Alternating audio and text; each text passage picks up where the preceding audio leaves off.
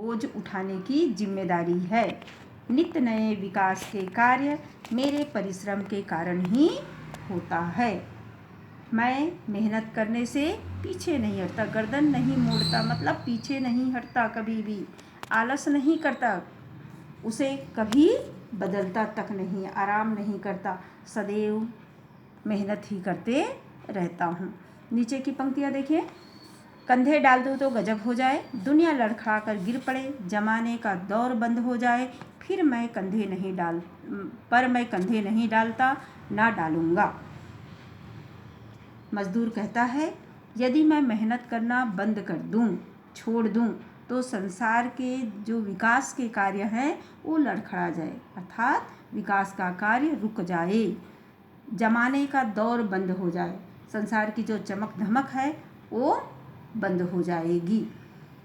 पर मैं कंधे नहीं डालता, लेकिन मैं तो कभी भी कार्य करने से पीछे नहीं हटता, रुकता नहीं, सदैव कार्य करते रहता हूँ, निर्माण के कार्य करते रहता हूँ, कभी विध्वंस नहीं करता, तोड़ने का या नष्ट करने का कार्य मैं कभी भी नहीं करता, ये मेरा धर्म नहीं है।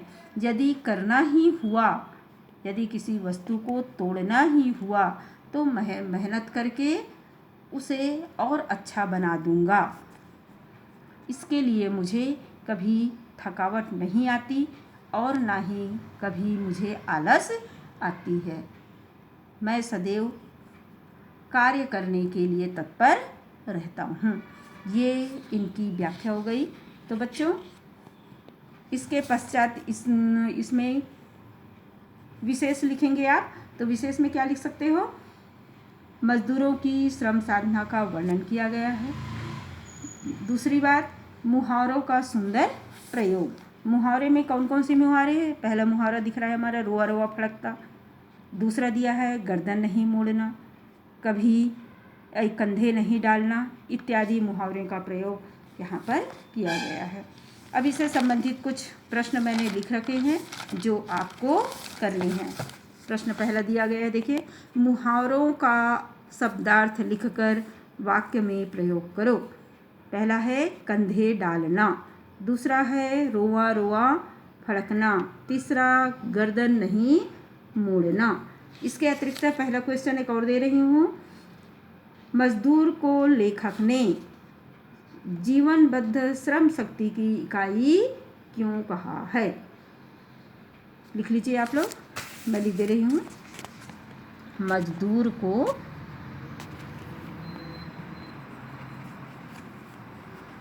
जीवनबद्ध श्रम शक्ति की इकाई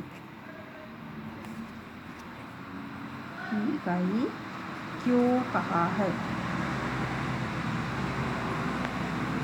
पहला क्वेश्चन। दूसरा है मजदूर निर्माण का कार्य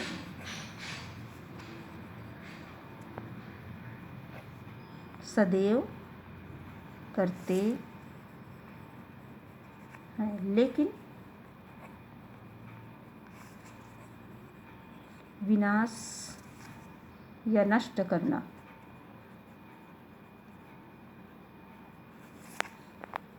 करने का कार्य नहीं करता।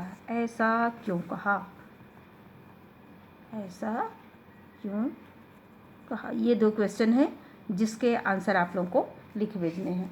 धन्यवाद।